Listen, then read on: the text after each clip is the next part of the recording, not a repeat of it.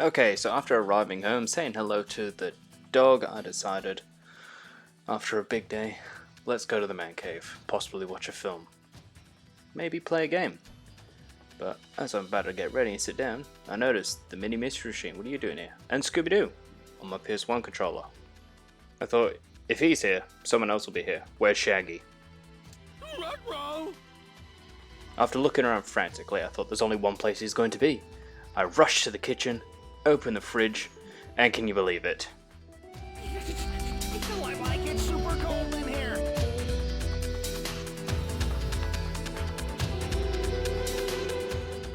Ah yes, today we're looking at Scooby-Doo and the Cyber Chase, the tie-in game for the fantastic film on DVD. Let's check it out. Wow, Scooby, like isn't this groovy? We're the stars of our very own video game.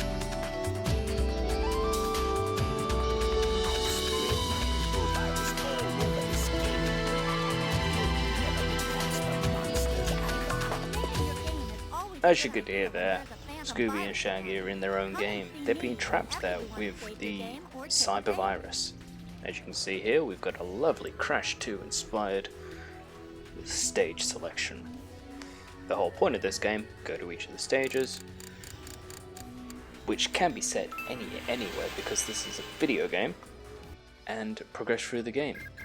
As you can see, we control Scooby, we have the ability to throw pies, collect Scooby snacks, and we're able to crouch and crawl. All fundamentals you need for a basic platformer, which, might I add, this game does phenomenally. It does take a moment to actually get used to the controls, as they are a little bit floaty in some sense of the jumps, but once you've got a hold of them, there is nothing quite like this, in all fairness.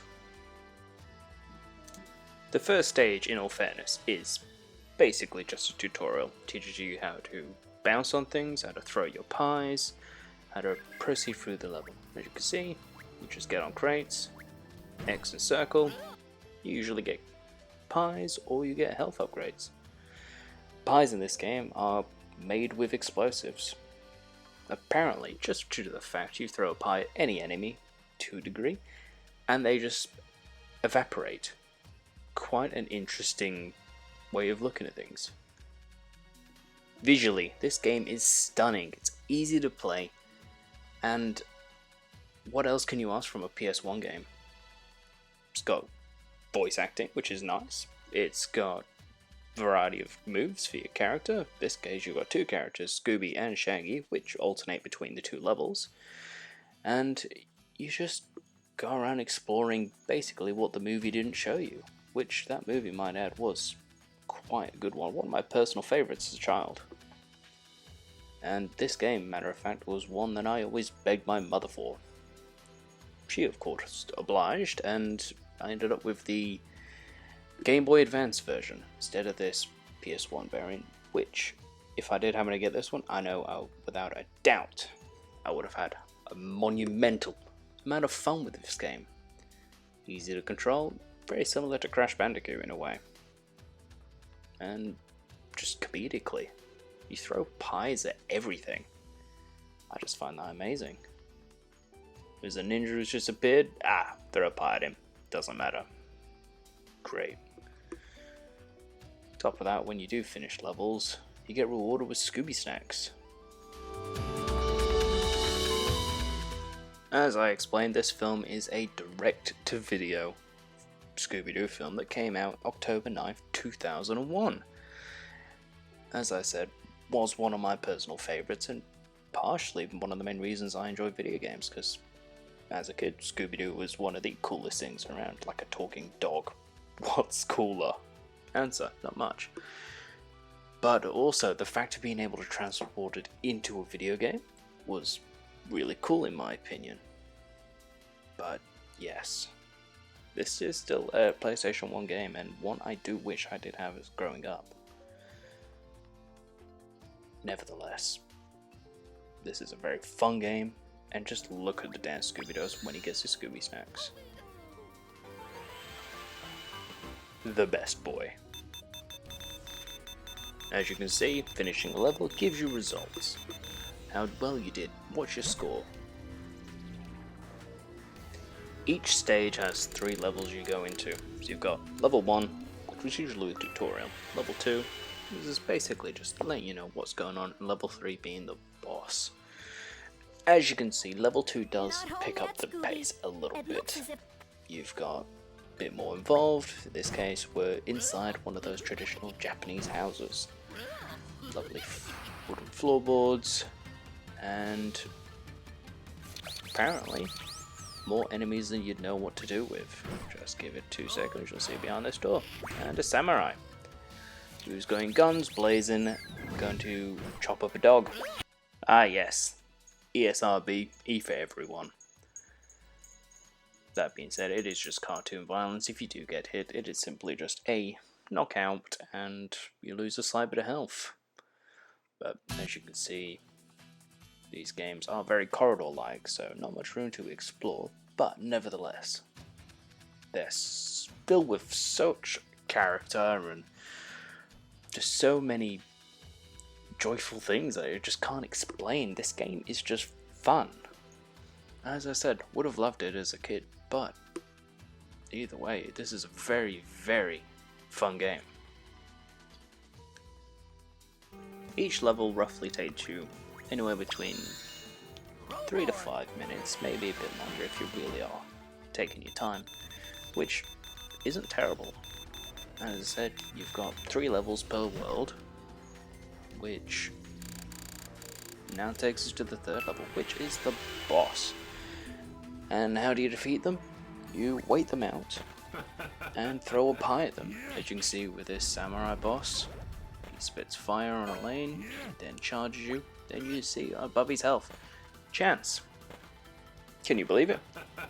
This is your chance to throw a pie and do some damage, which is an interesting way of telegraphing to the player that you can do some damage.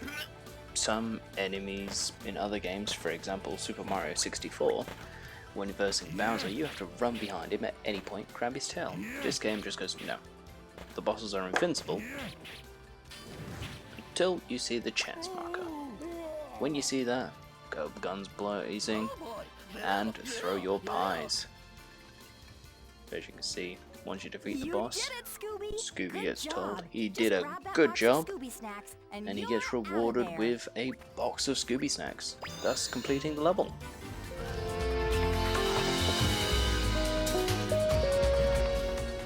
After defeating Japan and getting every single Scooby snack from there, we can progress to Rome, which in this setup is a stage you play as Shaggy.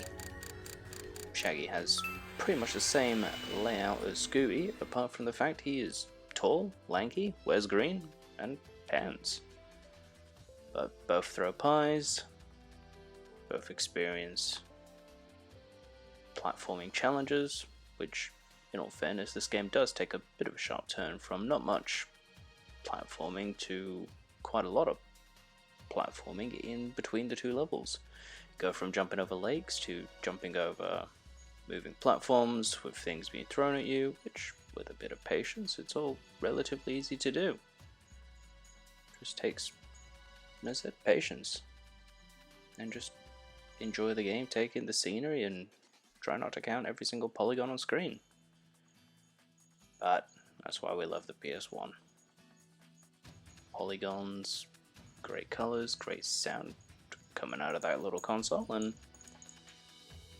while playing through the second part of this level as Shaggy, I found something quite enjoyable just to watch, so made my way up these stairs, which quite jump, and you walk up here, get the checkpoint, and I see this guy. Shaggy, that skeleton gladiator's coming after you. You'll have to run fast to keep ahead of him. Like that's easy for you to say, Fred. You're not the one being chased by a bag of bones. Right. So yes, you basically get chased by the horse and chariot Crash 1 style with the boulders. And might I add, very, very easy part of this stage. All you do is hold down run, collect a chance, collect some Scooby snacks, watch the horse get stuck, and break a few vases, and collect the Scooby snacks, which, just look at Shaggy, not as good as Scooby's dance, but he's still giving it a go. Rinse and repeat for the next level, then you make it to the boss of Rome, which, if you're anything of a bit of a history buff, you'll come to know. Romans fought lions and other various things in the Colosseum. So what does Shaggy have to do? Without any weapons or anything but his bare hands, run around.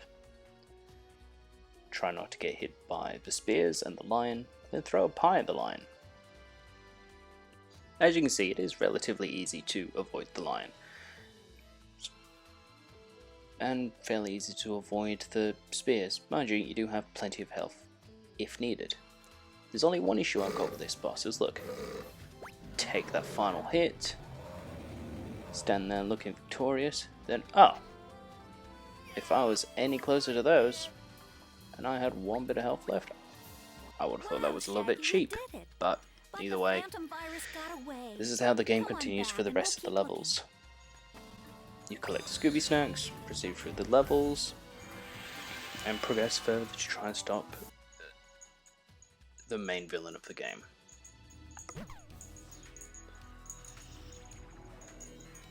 With Shaggy being, well, a person instead of a dog, he often gets a few extra levels that involve a bit more people-related skills. For example, this wonderful sledding game, where you've got to avoid the penguins, get Scooby snacks. Kind of reminds me of the Sonic 2 special stage. Except for this one's got penguins. I don't think I see any correlation there. Like, I know I've said this before, but this game, even though you're just looking at white at the moment, give it a moment. Look at that. Classic PS1 beauty right there. You've got lovely blues, lovely whites, simulating the fact you just went through a dark tunnel. It's very nice. And the boss of this is my favourite part. Look at him. Same concept as the lion fight, you just gotta run around, try not to get hit, throw a pie, except for this time, there's a polar bear, and the main villain of the game. The cyber virus. I don't know why a virus needs a jacket, but each to their own. But this is a very fun boss, and the fact that Shaggy's animated like this just makes it all the better.